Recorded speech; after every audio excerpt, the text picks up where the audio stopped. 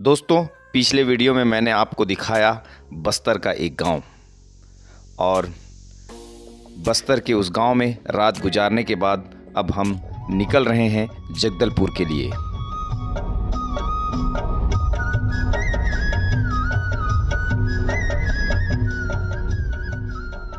प्रकृति के असली सौंदर्य को अपने रोम रोम में समेटे बस्तर और बस्तर जिले का जगदलपुर, और जगदलपुर से हम आपको ले चलेंगे बस्तर का नियाग्रा कहे जाने वाले चित्रकूट जलप्रपात में। मैं आपको जगदलपुर के कुछ नज़ारे दिखाते हुए चल रहा हूं, तो चलिए जगदलपुर को निहारते हुए चलते हैं चित्रकूट की ओर। अब हम पहुंच चुके हैं लोहंडीगुड़ा।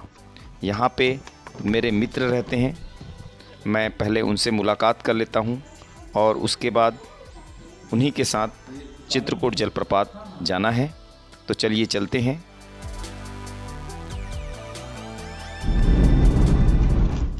तो दोस्तों, अभी हम लोग लोहंडीगुड़ा आए थे। मेरे बाजू में आप देख रहे होंगे मेरे पुराने सहपाठी पवन नेताम जी हैं, वर्तमान में राजस्व निरीक्षक हैं यहाँ पे लोहंडीगुड़ा में।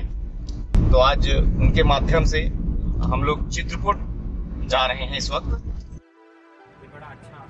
लोहंडीगुड़ा के बाद हम निकल गए हैं और ये जो आपको चेक पोस्ट दिखाई दे रहा है, ये चित्रकूट का चेक पोस्ट है।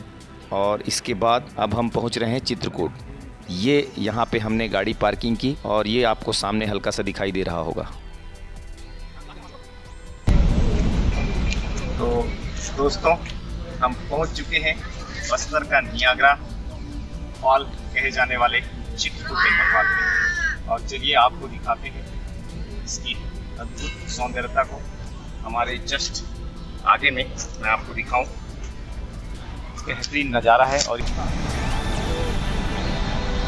बस्तर के 16 श्रृंगारों में एक है चित्रकूट जलप्रपात। 90 फीट की ऊंचाई से गिरता ये झरना इंद्रावती नदी की खूबसूरती पर चार चांद लगा देता है। देश भर में ये जलप्रपात नियाग्रा फॉल के नाम से भी जाना जाता है। यहाँ घूमने के लिए सबसे अच्छा समय मानसून का होता है, क्योंकि इन दिनों इंद्रावती नदी अपने उफान पर होती है। चित्रकूट जलप्रपात देश का सबसे चौड़ा वाटरफॉल है। बारिश के मौसम में इसकी चौड़ाई 150 मीटर होती है। रात की खामोशी में झरने की आवाज़ आपको 3 से 4 किलोमीटर दूर भी सुनाई देगी, मानो पानी की हर एक बूंद चीख चीख कर चित्रकूट से गिरने की गौरव गाथा का गान कर रही हो। दोस्तों, ये था चित्रकूट का सामने का नज़ारा। अब चलिए आपको ले चलते हैं चित्रकूट के दूसरे छोर में।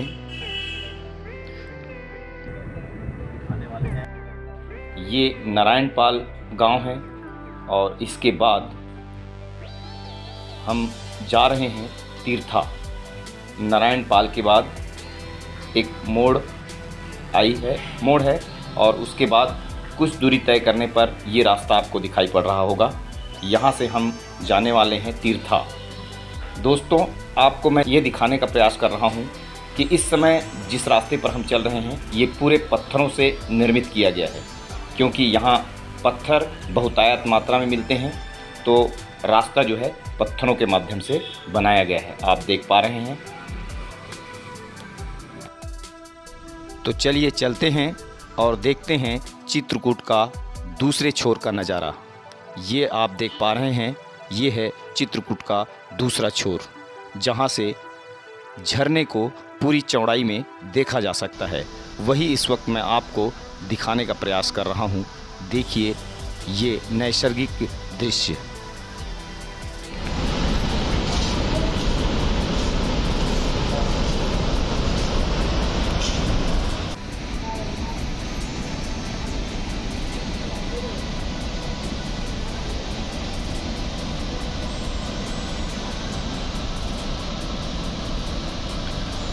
तो आज हमने दिखाया आपको चित्रकूट जलप्रपात। दोस्तों, चित्रकूट जलप्रपात की तुलना दुनिया के सबसे भव्य और सुंदर झरने से की गई है। चित्रकूट जलप्रपात इंद्रावती नदी पर स्थित है, जो ओडिशा से निकलती है और पश्चिम में बहती है और चित्रकूट में गिरती है। चित्रकूट फॉल्स के बाएं किनारे पर एक छोटा हिंदू मंदिर है जो भगवान शिव को समर्पित है और कई प्राकृतिक रूप से निर्मित कुंड और गुफाएं हैं। इन गुफाओं को पार्वती गुफाओं के नाम से जाना जाता है। चित्रकूट जलप्रपात कांगेर घाटी राष्ट्रीय उद्यान के पास स्थित है।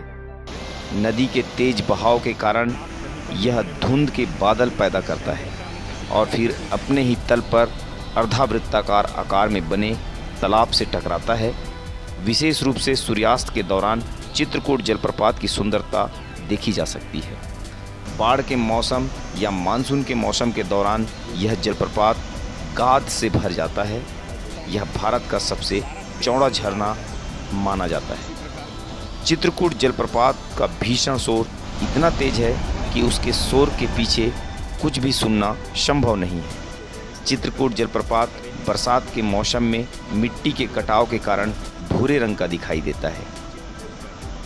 दोस्तों, मेरा मुख्य उद्देश्य आपको जलप्रपात दिखाना था, ऐसा नहीं, लेकिन जगदलपुर आओ, इस मौसम में आओ और उसके बाद भी चित्रकूट को ना निहारो तो एक अधूरा सा लगता है। तो इस वीडियो में मैंने आपको दिखाया चित्रकूट जलप्रपात। अब आगे चलते हैं।